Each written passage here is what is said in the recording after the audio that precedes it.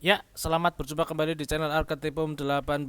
Pada pertemuan kali ini kita akan mereview lagi artikel karya mahasiswa. Sebelumnya kita sudah mereview artikel karya Pramita Nur Insani ya. Kita selanjutnya melanjutkan pada artikel berikutnya. Di sini kita dengan artikel atas nama Siti Zulaikah ya. Oke. Kita tuliskan judulnya dulu secara lengkap, baru kita berikan masukan seperti apa. Oke.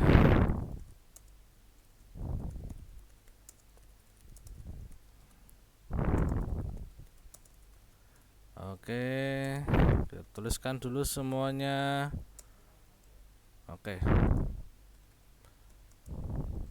Ya, peningkatan kemampuan menulis tegak bersambung dengan metode latihan. Metode latihan itu yang seperti apa ya? Oke. Dengan metode latihan, oke, kita tanyakan di sini kepada penulisnya ya. Sebenarnya metode latihan di sini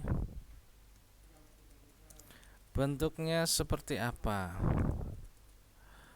Langkahnya bagaimana? Ini nanti akan terjawab di dalam kolom komentar ketika kita berdiskusi. Kemungkinan peningkatan kemampuan menulis tegak bersambung dengan metode latihan. Ini latihannya akan seperti apa tahap-tahapannya ya. Itu nanti akan kita cek. Kemudian di sini memang sudah spesifik ke dalam menulis tegak bersambung. Nah, ini konsepnya adalah menulis tegak bersambung. Nanti akan kita cek di dalam artikelnya. Ya, ini mulai dari identitas mahasiswa sudah dituliskan dengan benar. Kemudian abstrak ya. Di abstrak di sini sudah ada penjelasannya, permasalahannya, kemudian tujuannya untuk meningkatkan keterampilan menulis. Hasilnya sudah ada hasilnya. Oke, kita cek di sini selanjutnya. Abstrak sudah benar. Kemudian kita berikan masukan di sini. Yang pertama, gunakan template jurnal untuk menuliskan artikel ya. Anda sudah mengunduh templatenya, sekarang gunakan template itu untuk menuliskan artikelnya, yaitu yang tepat ya. Oke, kita masuk di pendahuluan di sini. Kita berikan pendalaman dan masukan terhadap artikel ini seperti apa. Yang pertama, pada bagian pendahuluan dijelaskan paragraf pertama mengenai sarana komunikasi, yang kedua mengenai belajar bahasa, yang ketiga menulis, yang keempat melihat betapa pentingnya kemampuan menulis, kemudian pengalaman mengajar sehari-hari. Oke, kompetensi dasar. Di sini data siswa. Oke. Ya, rumusan masalahnya sudah disampaikan, tujuannya. Oke, kita cek terus. Oke, di sini banyak juga ya penelitian yang juga relevan ya. Oke, penelitian yang relevan sudah disampaikan di sini jenis-jenisnya. Oke, ya kita berikan masukan di sini agar semakin mendalam terkait dengan artikel ini. Yang pertama, bahwa ada di sini kan akan meningkatkan mengenai kemampuan menulis tegak bersambung ya. Ini Anda jelaskan masalah yang sudah ditemukan pada penelitian ini apa. Oke, itu ya.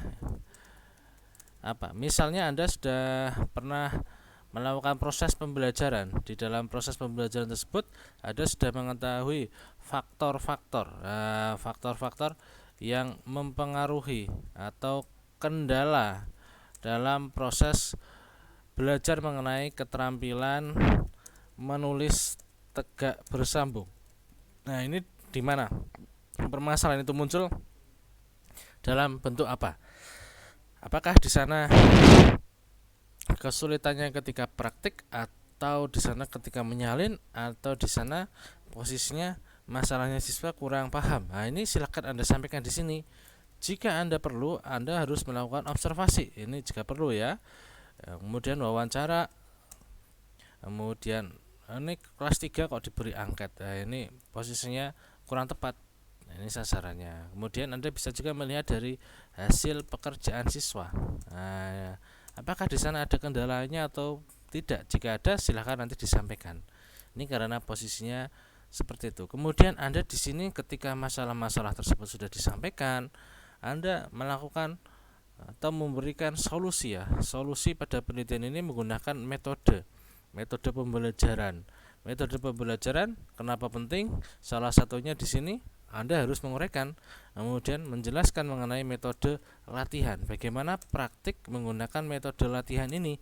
Yang Anda maksud terkait dengan menulis tegak bersambung, kaitannya dengan apa? Nah, ini harus Anda sampaikan di dalam proses pendahuluan ya. Di pendahuluannya Anda harus lengkap masalah-masalah tersebut. Nah, ini kendalanya ada di mana saja terkait dengan menulis tegak bersambung. Nah, ini sangat penting sekali ketika Anda mengetahui bahwa selama ini terjadi kendala-kendala di dalam proses pembelajaran. Apalagi ini kan memang praktik ya, praktik menulis, sehingga nanti datanya juga akan semakin lengkap. Kayak Anda di sana sudah menggunakan teori, namun teori-teori yang ada silahkan dipilih yang ada hubungannya atau ada benang merahnya terkait dengan penelitian. Jadi akan semakin lengkap lagi. Kemudian ada hasil dan pembahasan pada penelitian ini. Hasil dan pembahasan ini tentunya hasil penelitian ya, hasil penelitian ini yang ada di pendahuluannya Anda, tentunya yang berhubungan dengan penelitiannya Anda. Di sana fungsinya adalah memperkuat dari penelitian ini, dan penelitian ini memang penting untuk dilakukan suatu penelitian. Nah, di sini hal-hal yang terkait dengan teori secara umum mengenai jenis-jenis menulis permulaan. Nah, ini silakan dituliskan dengan kutipan tidak langsung saja. Nah, ini loh, gunakan kutipan tidak langsung ya. Kutipan tidak langsung di dalam menuliskan artikel. Jadi nanti posisinya akan semakin jelas di dalam artikel ini.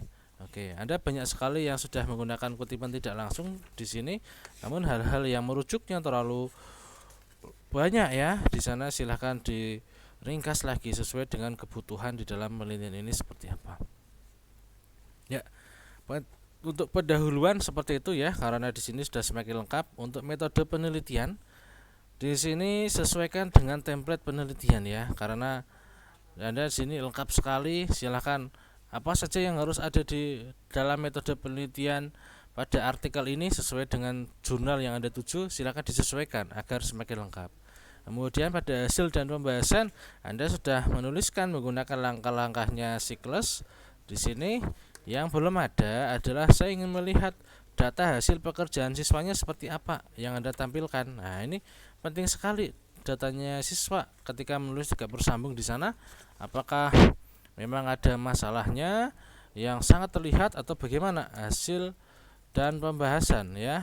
Ini data siswa, data hasil pekerjaan siswa ya, itu dicantumkan mana yang di sana ketepatan huruf tegak bersambungnya tepat atau tidak, ada penggunaan huruf kapitalnya bagaimana, penggunaan tanda titiknya seperti apa di sana ketika menyambung, apakah siswa sudah benar atau belum. Nah, ini sangat penting sekali untuk Anda ketika Anda menganalisis terkait dengan kesalahan penulisan atau yang terkait dengan huruf tegak bersambung itu. Jadi posisinya nanti akan semakin jelas pada hasil pekerjaan siswa ini. Nah, itu yang perlu Anda tambahkan. Kemudian jika di sana ada teori yang Anda gunakan di pendahuluan, di sini dimunculkan bahwa teori-teori tersebut di sini tepat ketika untuk menunjukkan bahwa temuan-temuan yang ada di dalam penelitian Anda benar sesuai dengan arah yang ada di. Kemudian ada hasil penelitian ya. Nah, yang ada di dalam pendahuluan silakan ada dialog antara teori hasil penelitian dan temuan yang ada di hasil dan pembahasan, sehingga di sana dialog tersebut memunculkan temuan yang baru di dalam penelitiannya Anda.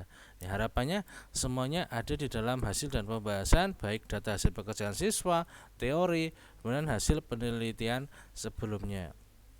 Karena di sini Anda akan melakukan penelitian mengenai peningkatan kemampuan menulis tegak bersambung, maka Anda pastinya nanti melakukan penilaian keterampilan menulis tegak bersambung. Nah, ketika Anda menulis seperti ini, sudah ada indikatornya, sudah ada aspek-aspeknya. Per aspek nanti dideskripsikan hasilnya kenapa seperti itu. Nah, inilah yang sangat penting di dalam penelitian. Anda mendeskripsikan di sana angka-angka yang tentunya bisa diperjelas lagi dengan faktor internal dan faktor eksternal ya. Faktor internal dan faktor eksternal ini yang mempengaruhi hasil pekerjaan siswanya seperti apa. Itu saran dari saya, silahkan dilengkapi lagi artikel atas nama Siti Zulaikah. Semoga teman-teman di sini ketika menyimak juga bisa memahami sehingga nantinya artikel-artikel tersebut bisa semakin baik lagi. Itu dari saya, sampai berjumpa lagi di channel Arketipum 18 selanjutnya. Salam budaya.